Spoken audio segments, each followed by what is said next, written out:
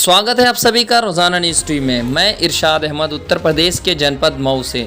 बच्चे होनहार हो और उनके अंदर आगे बढ़ने का जज्बा हो तो ऐसे कार्य करना चाहिए जिससे उनके अंदर जोश और जुनून पैदा हो और मंजिल पाने का लक्ष्य मजबूत हो। अब शिक्षा के क्षेत्र में अपना शहर काफ़ी तेज़ी के साथ कामयाबी की ओर बढ़ता नज़र आ रहा है। ऐसा ही कुछ अलग करने का प्रयास मऊ जनपद के मोहल्ला शहादतपुरा इलाके में इस बच्चे ने कर दिखाया, जो मात्र इस छोटी सी उम्र में इस मकाम को हासिल करना आसान नहीं, लेकिन सिर्फ 22 साल की उम्र में प्रियांशु ने ऐसा मुकाम हासिल किया जो पाने के लिए लोगों को कई वर्ष लग जाते हैं। हम बात कर रहे हैं मऊ के मोहल्ला शहादतपुरा इलाके में रहने वाले अनिल चौधरी के पुत्र प्रियांशु कुमार चौधरी की, जिसने सेबा यानी security and exchange board of India competitive qualify कर पूरे परिवार, स्कूल व ज़िले का नाम रोशन कर दिया। प्रियांशु के माँ बाप दोनों ही अध्यापक हैं, जो अपने बच्चों को शिक्षा के क्षेत्र में हमेशा उनका मनोबल बढ़ाने का काम किया है। उनकी शिक्षा को लेकर हमेशा से सपोर्ट किया और आज उनकी ये मेहनत रंग लाई। प्रियांशु के घर वापसी पे उस घर आने के बाद उनके पूरे परिवार वालों ने प्रियांशु का फूल मालाओं से व मिठाइयाँ खिलाकर ज़ोरदार स्वागत किया।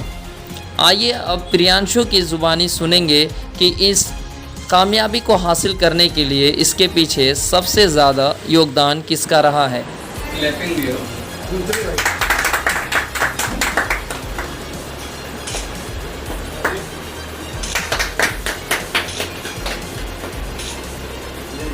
आइए, और मैडम लोग हैं ना, बुला दीजिए उन लोगों को। एकदम वहाँ मोबाइल जरा देना सोफे पे। जी, सबसे पहले आपको मुबारकबाद कि आपने सेवी में क्वालिफाई किया है। प्रियांशु जी, हम जानना चाहते हैं कि जो securities and exchange board of India में कामयाबी आपको मिली है, कैसा महसूस करते हैं? मुझे काफ़ी अच्छा लग रहा है। मैं इसके लिए प्रयास कर रहा था इस साल शुरू में ही। मतलब मैंने वैकेंसी के बारे में लास्ट ईयर पढ़ा था, लेकिन उस वक्त थोड़े फाइनेंसेस के मेरी जो सब्जेक्ट के नॉलेज है वो उतनी नहीं थी, लेकिन इसमें आईटी की नॉलेज भी चाहिए, तो आईटी की नॉलेज मेरी ठीक थी। तो मैंने बाद में फिर फाइनेंसेस के बारे में पढ़ना शुरू किया और अभी इस नोटिफिकेशन आई थी जुलाई में, उसके बाद 3 राउंड क्वालिफाई की और अब हो गया, तो काफ़ी अच्छा लग रहा है। क्या कभी आपने सोचा था कि आप इतनी बड़ी जो हिंदुस्तान की एक एजेंसी है उसमें आप जॉब कर पाएंगे?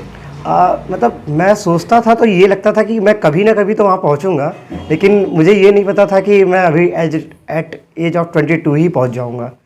मतलब मुझे ये था कि मैं आगे पहुँच पाऊँगा शायद 25 या 26 पे, पर मुझे ये नहीं पता था कि 22 साल पे ही ये उपलब्धि मिल पाएगी। इस कामयाबी के सफ़र में कहाँ आपको कोई दिक्कत पैदा हुई? दिक्कत जब मैं फाइनल ईयर में था, उस वक्त मेरी मम्मी के साथ मेडिकल कंडीशन हो गई थी, तो उस वक्त मतलब काफ़ी स्ट्रेस था, बहुत सारी प्रॉब्लम आ रही थी और फाइनेंशियल मेंटल हर तरह की दिक्कतें आ रही थी। तो उस वक्त काफ़ी मैं मतलब उस वक्त पढ़ने के लिए उतना समय भी नहीं मिल रहा था, तो उस वक्त मैंने प्लेसमेंट भी नहीं ली थी। उस वक्त मैं कॉलेज में, उस वक्त मैं कुछ और करना चाह रहा था। मैंने एमटेक ज्वाइन किया, पर 2 महीने बाद मैंने छोड़ दिया। उसके मतलब मैंने गेट क्वालिफाई किया था, मैंने एमटेक में NIT राउरकेला लिया था, लेकिन फिर मैंने NIT राउरकेला कॉलेज छोड़ दिया और फिर मैंने जॉब ज्वाइन कर ली।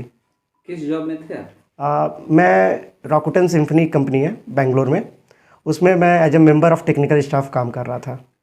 तो ये जानना चाहते हैं कि प्राइमरी एजुकेशन मऊ के शहादतपुरा से शुरू हुई या कहीं और से? मेरी प्राइमरी एजुकेशन हाई स्कूल तक मेरी लिटिल फ्लावर चिल्ड्रन स्कूल से हुई, निजामुद्दीनपुरा ब्रांच में। उसके बाद हायर एजुकेशन? उसके बाद मेरे 12th मैंने किया था राज इंग्लिश स्कूल पहाड़िया वाराणसी में। उसके बाद मैंने बीटेक किया है कंप्यूटर साइंस एंड इंजीनियरिंग में Madan Mohan Malviya university of technology Gorakhpur से, और 2021 में मेरा पास आउट हुआ था मैं। क्या समझते हैं कि इतनी बड़ी कामयाबी के लिए कितने घंटे आपको रीड करना पड़ा? अधिकतर टाइम मतलब मेरा ये रहता था कि मैं कभी ऐसा नहीं था कि कोई स्पेसिफिक टाइम टेबल फॉलो कर रहा था कि इसी टाइम पढ़ना है। मेरा ये रहता था कि अगर मेरा पढ़ने का मन है तो अगर रात में भी नींद खुल गई है तो मैं पढ़ लेता था। अगर नहीं पढ़ने का मन है तो उस टाइम पे मैं ज़बरदस्ती ये कोशिश नहीं करता था कि मैं पढूं। ताकि माइंड रिलैक्स रहता है। अगर हम ज़बरदस्ती करने की कोशिश करते हैं तो कई बार माइंड डिस्टर्ब होने लगता है, उसके बाद हम 1-2 दिन तो करते हैं लेकिन अगली बार से फिर नहीं कर पाते हैं। आपकी एजुकेशन की पूरी लाइफ में किन लोगों ने सबसे ज़्यादा आपको सपोर्ट दिया? मेरी लाइफ में सबसे ज़्यादा सपोर्ट तो मेरी फैमिली का मैं कहूँगा, और मतलब मेरे सारे ही रिलेटिव काफ़ी अच्छे रहे हैं और मतलब हमेशा हमारा साथ दिया है, उन लोग का भी। और सबसे इम्पॉर्टेंट फैक्टर जो आता है वो हमारे टीचर्स का आता है, जिन्होंने लिटिल फ्लावर के स्कूल के टीचर्स जो थे, उन्होंने बचपन से कई ऐसे टीचर्स मिले जिन्होंने हमेशा प्रेरित किया कि आगे बढ़ने के लिए। उसके बाद मैं कॉलेज में गया तो वहाँ पे भी कई सारे प्रोफेसर्स ऐसे थे जो हमेशा हमारा साथ दिया। हम लोग पहले एक बार एक कोडिंग कॉन्टेस्ट क्वालिफाई करके गए थे IIT खड़गपुर में देने, तो उस वक्त भी कई सारे प्रोफेसर्स ने हमारा साथ दिया था। अच्छा, सेबी के बाद क्वालिफाई कर लेने के बाद क्या आपका एम क्या है, गोल क्या है आपका? फ़िलहाल के लिए तो मेरा एम ये है कि सेबी में भी अलग अलग लेवल तक की जॉब्स हैं, कई सारी वैकेंसी बेस्ड, कई नॉन वैकेंसी बेस्ड। तो मैं ये कोशिश करना चाहूँगा कि मैं उसमें एग्जीक्यूटिव डायरेक्टर या डायरेक्टर पद तक भी पहुँच सकूँ। क्या सिविल सर्विसेज के बारे में कोई ख्याल है क्या? अभी तक मैंने उतना इसके बारे में सोचा नहीं है कभी, पर समय तो है, अगर मौका मिला और वक्त पूरा है, वक्त पूरा है और हाँ वक्त है, और मैं उसके बारे में देखूंगा। अगर मुझे उसका सिलेबस और इसमें इंटरेस्ट अगर आया तो मैं ज़रूर एक बार ट्राई करूँगा। अगर आपके जो जूनियर्स हैं उनको मैसेज देना हो तो क्या कहेंगे उनसे? अगर मुझे अपने जूनियर्स को मैसेज देना है तो मैं ये कहूँगा कि आप केवल बुक मत पढ़िए जो आपके कोर्स में हो, आपको बाहर की चीज़ें भी पढ़नी पड़ेंगी। क्योंकि अगर आपको कॉम्पिटिटिव एग्ज़ाम निकालना है तो अगर आप ये सोचेंगे कि आपको जो बुक्स दी गई हैं, एक पैटर्न दिया गया, आप वो फॉलो करके निकाल लेंगे तो ये पॉसिबल नहीं है। आपको सिलेबस के अकॉर्डिंग जो कॉम्पिटिटिव एग्ज़ाम है उनके अकॉर्डिंग आपको सोचना पड़ेगा कि आपको किस तरह की मेहनत करनी है। आखिरी सवाल, माँ और बाप में सबसे ज़्यादा किसने आपको पढ़ाई के लिए प्रेरित किया? पढ़ाई के लिए प्रेरित तो दोनों ही करते हैं, और मतलब माँ और बाप में चुनना मतलब ये बहुत मुश्किल सवाल है। ठीक है प्रियांशु जी, आप हमसे बात कर रहे थे, बात करने के लिए बहुत बहुत धन्यवाद। Thank you. प्रियांशु को कामयाबी मिली है सेबी में, आप कैसा फील करते हैं? बहुत अच्छा। क्या कभी आपने सोचा था कि आपका बच्चा इतनी बड़ी पोस्ट पे पहुंचेगा? जी, मैं उम्मीद उन्हें थी? सपना भी दिखाती थी कि जब भी सपना देखो बड़ा देखो।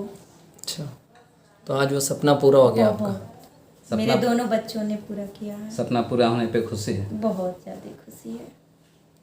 आप इन्हें खेलने के लिए मौका देती थी या सिर्फ स्कूल के लिए ही टाइम देती नहीं थी? नहीं, खेलने के लिए मौका देते थे और साथ में भी खेलते थे, घूमने फिरने भी साथ ले आते थे।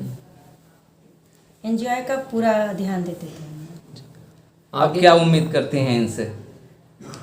हम इनसे यही उम्मीद करते हैं इसी तरह आगे बढ़ते रहें, देश का, अपने माँ बाप का, अपने परिवार का नाम रोशन करते रहें।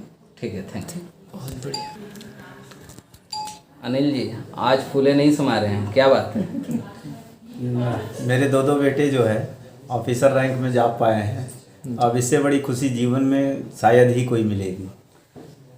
आपने काफ़ी लंबा टाइम संघर्ष किया है, आप जैसा बताते हैं जी। तो इस संघर्ष के दौरान कभी आपको ये उम्मीद थी कि आपके बच्चे भी इस काबिल हो जाएंगे कि आपका सर फख्र से ऊंचा हो? जी, मैंने बचपन से इनको जो है स्वयं पढ़ाया है।